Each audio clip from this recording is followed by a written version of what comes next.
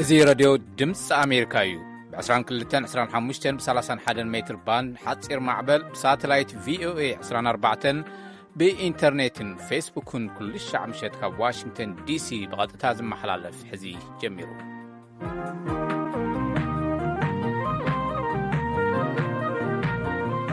كما يتمسيو زي خبركم سمعت لهم معد شمونت حملة كل تشحن يغريتها شمونتنا حاسة كل تشحن 11 عامة مرت وي 14 حاسة كل تشحن 19 نيوزة أنا أقرأكم قبر ملهنية زينا بمقدامنا حبرات من قستات قداي سدتنياتات بحر ميديترانيان ينصافوه بزعبا زلو لعلي حمشتميتي سدتنياتات نمدحان قزي يسنقق اللو زبرلو سابسابكنا أرباركم هنا فلي مدبون حجنا لنا من محدار ترامب أب يونايتد ستيتس بحقاوي قبل على زنبرو زوصونو مزراري بزعبا غيرنا يلنا نقول المسانا صنحو فلما قن زينا حيزور له بتر سلطانيو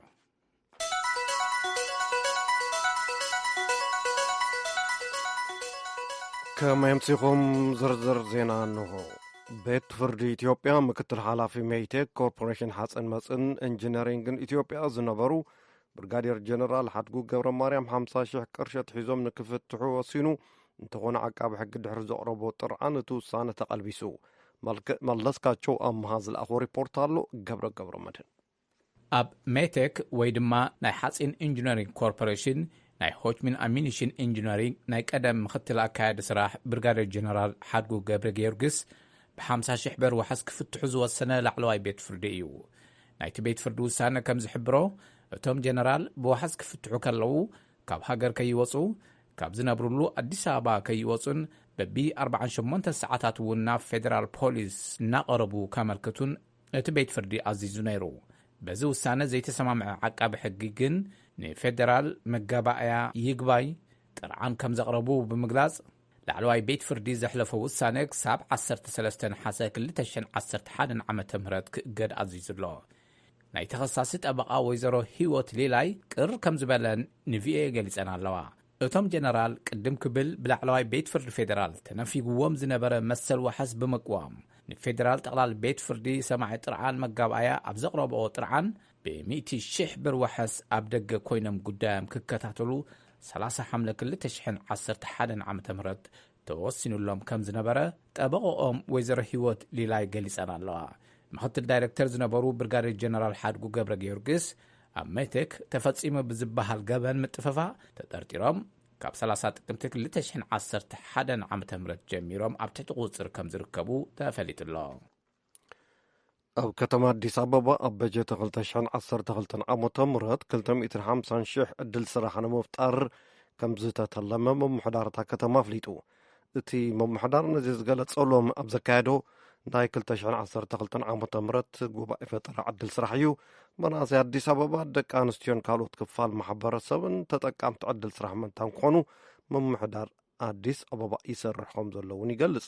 ሱር ዝሰደደ ሸቕላ ኣልቦነት ብዘላቕነት ንምፍታሕን እታ ከተማ ንነበርታ ምችውቲ ዝተረጋግአትን ንምግባር እቲ መምሕዳር ሓደሽቲ ትልምታት ኣዳልዩ ይንቀሳቐስ ከም ዘሎ ምክትል ከንቲባ ኢንጂነር ታከለ ኡማ ገሊጾም ይብል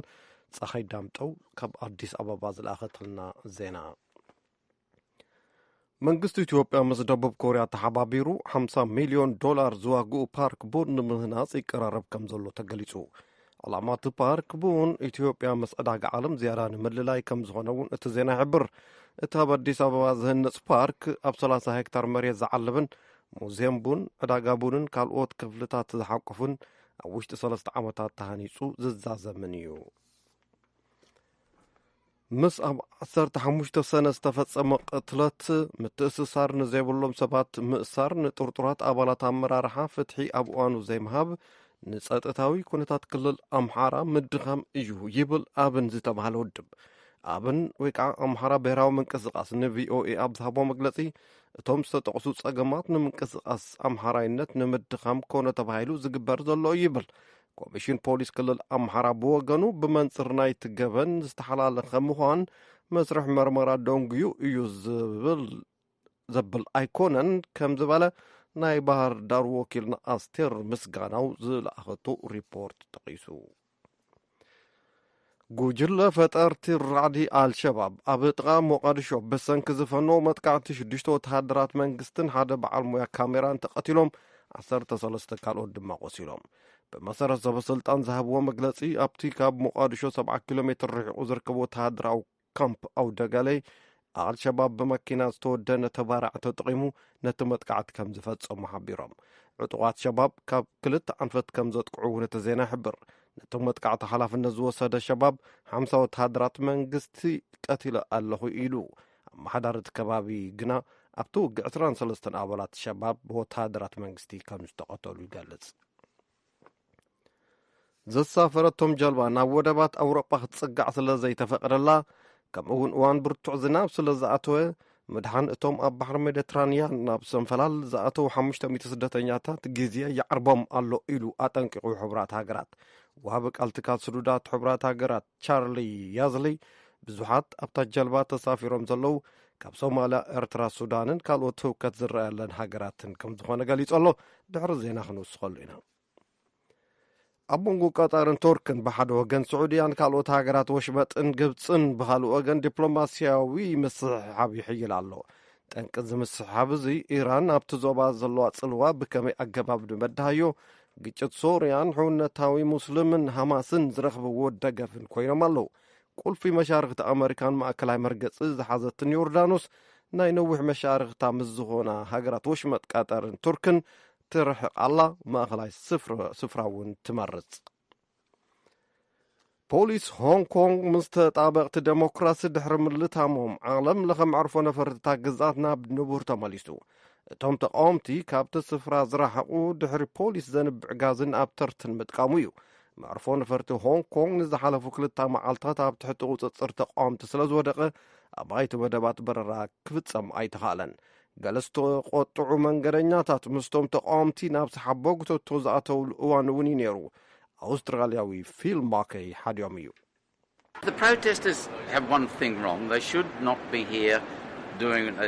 እዞም ተቃወምቲ ሓደ ጌጋ ኣለዎም ኣብዚ ከኣቱ ኣይምተገብኦምን ነይሩ ተቃውሞኦም ኣብ ሆንግ ኮንግ ኣብ ልዕሊ መንግስቶምን ፖሊስን ክኸውን ነይርዎ ከምዚ ከማይ ዝበለ ሰላማዊ ሰብ እንታይ ይግበሩ ይብሉና ንሕና ኣይኮናን ዋጋ ክንከፍል ዘለና ኣብ መንጎ ንህሰ ዘለና ንሕና ገያሾ ስለ ዝኾንና ነቶም ተቃወምቲ ክንወቕሶም ኢና እቲ ኩነታት ዝነሃረ ገለ ተቃወምቲ ንሓደ ሰላሊ ናይ ቻይና እዩ ኢሎም ዝጠርጠርዎ ውልቀ ሰብ ድሕሪ ምቕጥቃጦም እዩ ድሒሩ ብቴሌቭዥን ቻይና ዝተቓልሐ ሓበሬታ ግና እስቲ ዝተወቕዐ ሰብ ጋዜጠኛ እዩ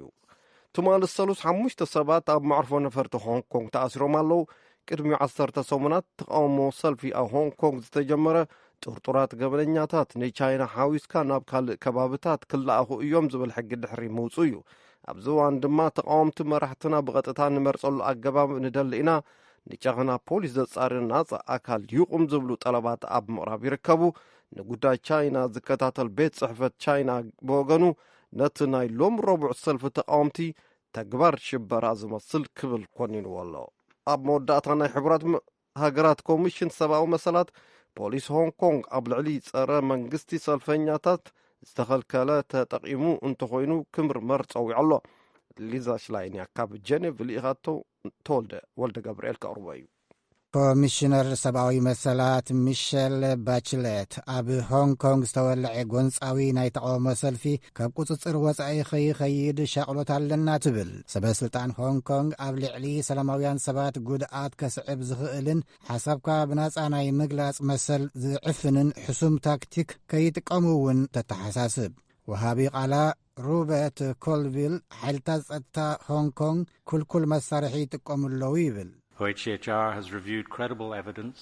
of law enforcement officials employing less lethal weapons. ፖሊስ ብኣህጉራዊ ኣሰራርሓ ዝተኣገደ መሳርሒታት ምጥቃሙ እሙን ሓበሬታ ኣሎ እዚ ክምርመር ኣለዎ ንኣብነት ሰበስልጣን ብቐጥታ ናብ ውልቀ ሰባት ዘንብዕ ጋዝ ክትኩሱ ተራእዮም እዮም እዚ ድማ መቕሰልትን ሞትን ከስዕብ ይኽእል እዩ ሚስተር ኮልቪል ከምኡ ዓይነት ጋዝ ንእኩባት ሰባት ንምብታን እምበር ናብ ውልቀ ሰባት ነፂሩ ክትኮስ የብሉን ንሱ እውን እቲ ሰልፊ ኣብ ልዕሊ ሰብን ንብረትን ከቢድ ጉድኣት ከውርድ እንተኾይኑ ጥራሒኻ ትጥቀመሉ ይብል ልዕሊ ዓቐን ዝኾነ ሓይሊ ነቲ ኩነታት የንህር እምበር ኣየዝሕልን ብምባል ኩሎም ወገናት ነቲ ኩነታት ብህድኣትን ብልዝብን ክፈትሕዎ ናይ ሕቡራት ሃገራት ኮሚሽን ሰብኣዊ መሰላት ይጽውዕ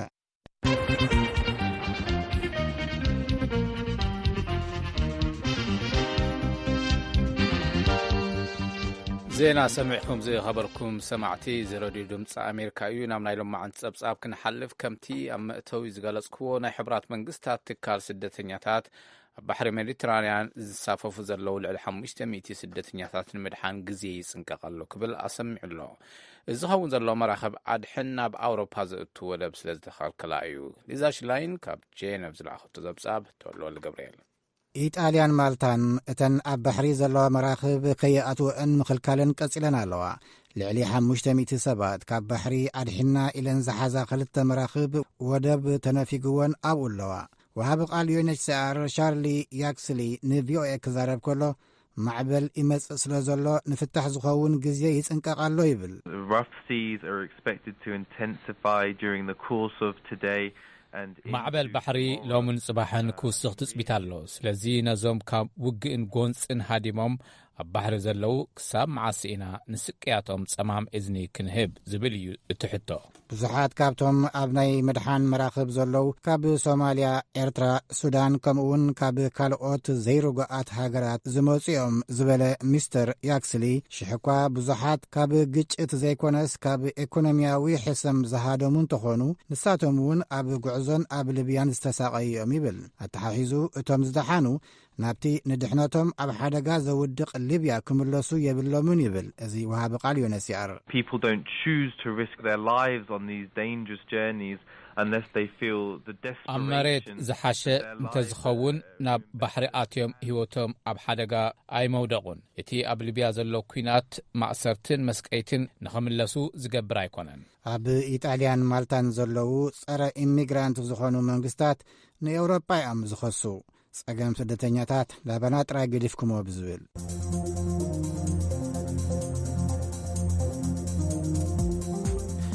ዝረድዩ ድምፂ ኣሜሪካ እዩ ዝኸበርኩም ሰማዕቲ ናብ ፍሉይ መደብ ክንሓልፍ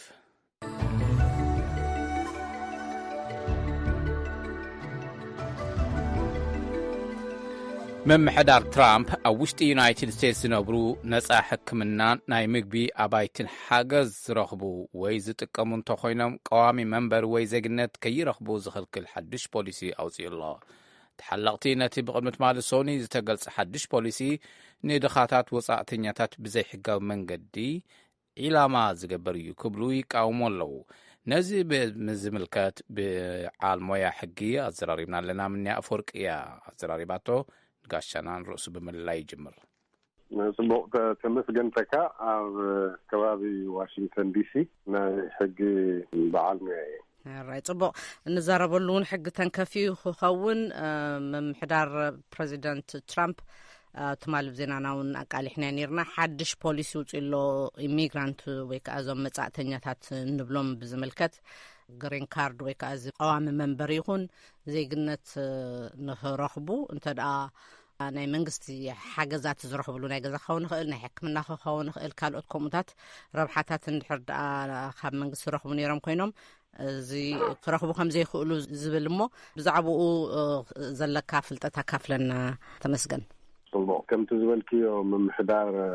ፕሬዚደንት ትራምፕ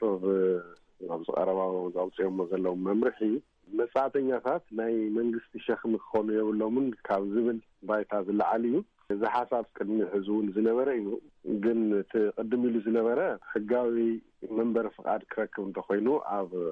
ዩናይትድ ስቴትስ ብቐዳምነት ብመንግስቲ ሓገዝ ክነብር የብሉን ዝብል እዩ ነይሩ በዚ ምክንያት እዚ መንበሪ ፍቃድ ይወሃበካ ዝበሃሉ ቁርብ እዮም ነይሮም ምክንያቱ ብቐንዲ ብናይ መንግስቲ ሓገዝ ጥራይ ምርካብ እንተኮይኑ ሎሚ ወፂኡ ዘሎ ግን ሰፊሕ እዩ ምስቲ ፕሬዚደንት ትራምፕ ኢሚግሬሽን ክንግድቦ ኣለና ካብ ዝብል ዝለዓል እዩ ናይ ሎሚ መምርሒ ብሕጋዊ መንገዲ ንዝኣቱ መጻእተኛታት ምልከት እዩ ሓደ ሰብ ናይ መንበሪ ፍቃድ ረክብ እንድሕር ኮይኑ ዝኾነ ዓይነት ሓገዝቶም ፍሉጣት ሓገዛት ናይ ሕክምና ምግቢ ወይ ብገንዘብ መልክዕ ወይ ድማ ናይ መንበሪ ገዛ ሓገዝ እንድሕር ዝረክብ ኮይኑ ክረክበ ይኽእልን ዝብል እዩ ብሓፂሩ እቲ መልዕሊ ወጻእተኛታት ባዕሎም ክኽእሉ ኣለዎም ካብ ዝብል ዝለዓል እዩ እዚ እቲ ብጠቕላላ ሓድሽ መምርሒ ዝምልከት ወስ ከም ዝበልካ ቅድም ኢሉ ሓደ ሰብ ኢሚግራንት ኮይኑ ዋላ እውን ሕጋዊ ወረቓቕቲ ሃሊዎ ክመፅእ እንተኮይኑ ቀዳማይ ነገር ክሳብ ርእሱ ዝኽእል እኹል ገንዘብ ከም ዘለዎ ካልእ ዝተምሃረ እውን ምዃኑ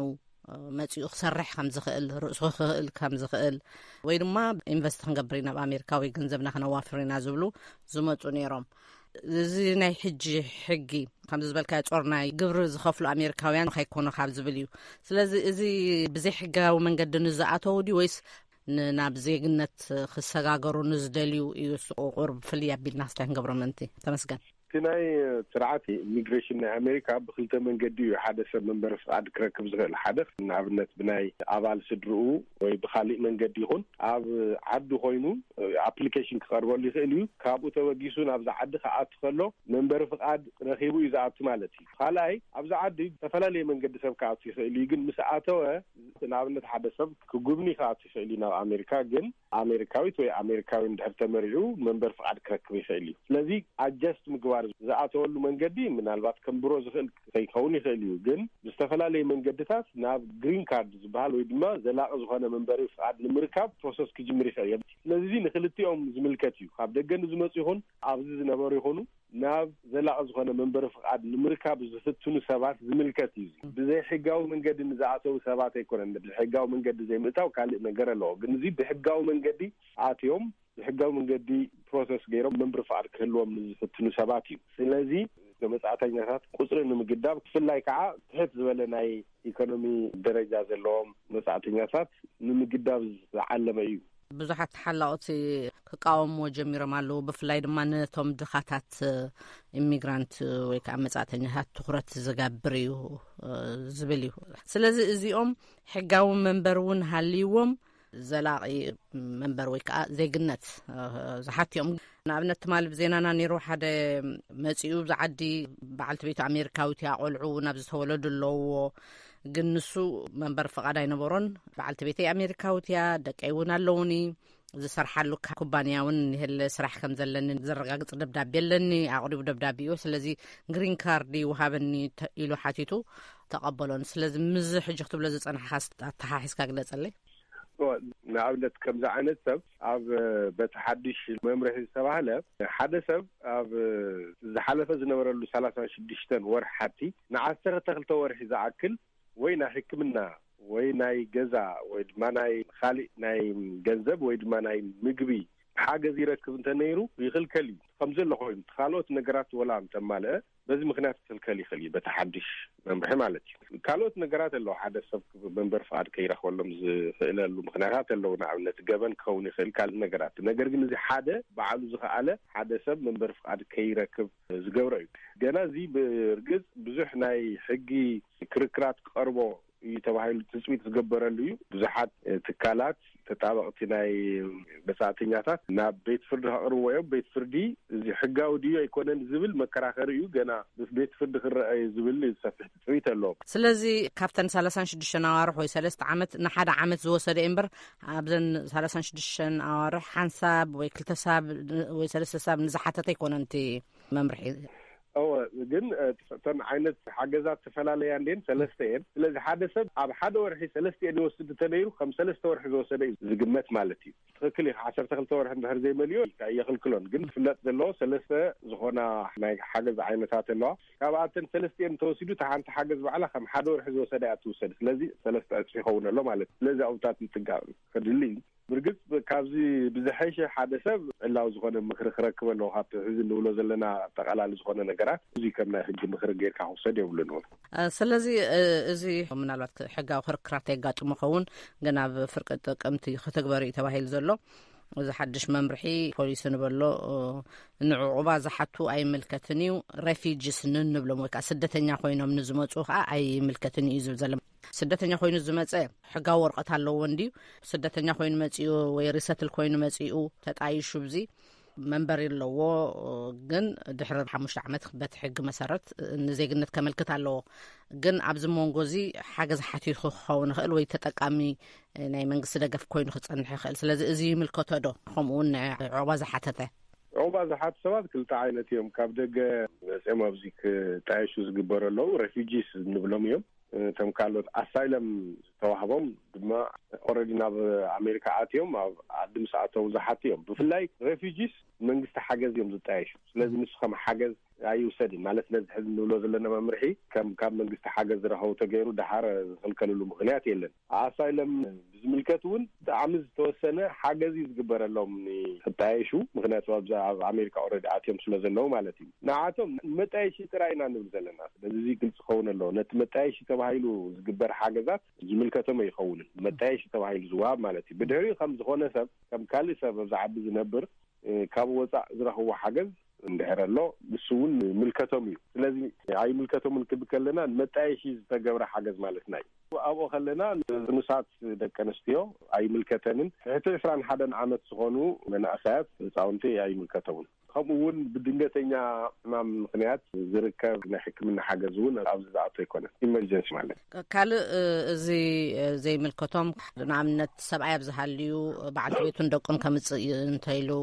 ወይ እውን ውሉዳት ኣብዝሃልዮም ወለዶም ከምፅኡ እንተኮይኖም እሞ ምስ ኣምፅእዎም ኣመልኪቶምሎም ማለት እዩ ግሪን ካርድ ወይ መንበር ንብሎ ንሱ ረኺቦም መፅኦም ኣለዉ ድሓር ኣብዚ ምስ መፅኡ መንግስታዊ ሓገዝ ክሓቱ ይኽእሉ ዶ እንተሓቲቶም ድሓር ዜጋታት ንምዃን ይዕንቅፎም ዶ ብትክክል እዎ ምስ መፁ ኣብዛ ዓዲ ምስ ኣተው እንድሕር ዝኾነ ካብቲ ዝበልናዮ ዓይነት ሓገዝ ሞ በቲ መምርሒ ዝብሎ እንድሕር ሓገዝ ዝረኽቡ ኮይኖም ትክክል ይምልከቶም እዩ የኽልክሎም እዩ ካልእ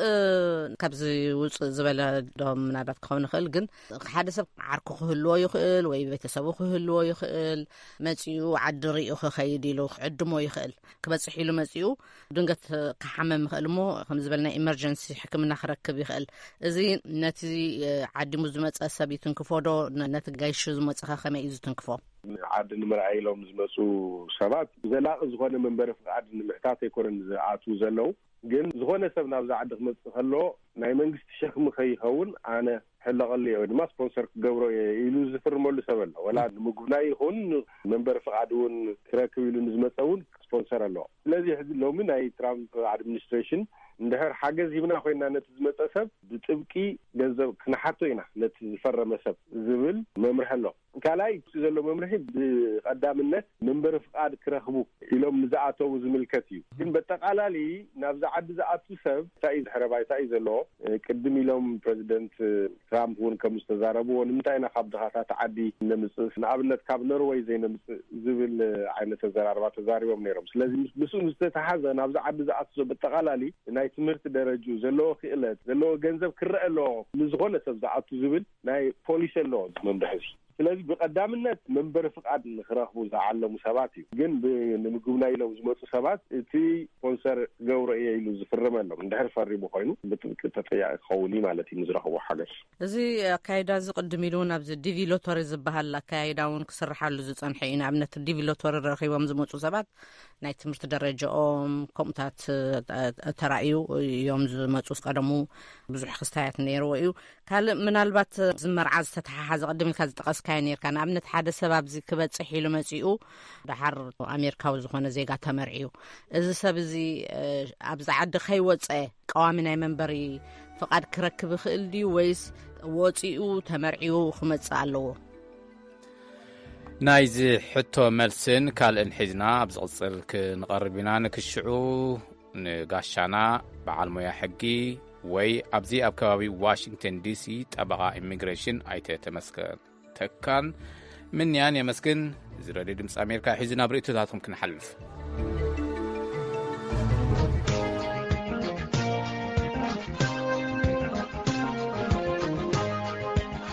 ቪኦኤ ኣብ ዝሓለፈ መደብኩም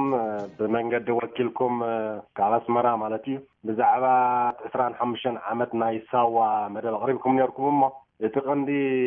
ኣገዳሲ ሕቶ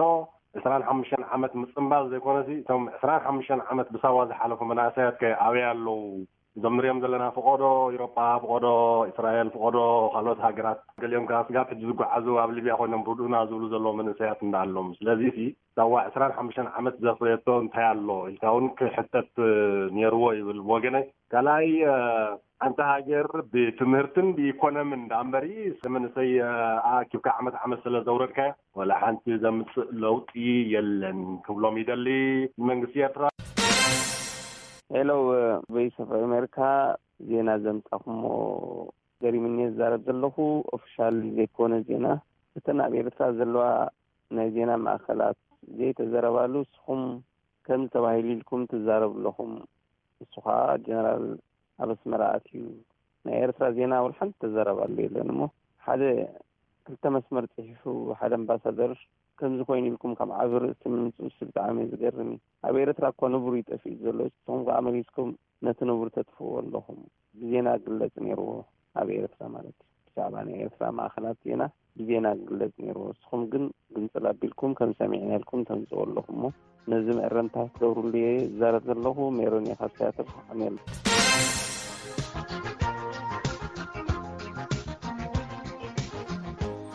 ንኹልኹም ወሃብ ትርኢቶ ኣዝና ነመስግን ሕዚ እውን ደውሉልና ቁፅሪ ስልክና 222-299-42 ናይ ውሽጢ መስመር 15 እዩ ባርከት ዝኸበርኩም ሰማዕቲ ቅድሜና መጠቓል ዜና ምሕላፍና ሙዚቃ ክጋብዘኩም ናይ ኣማኑኤል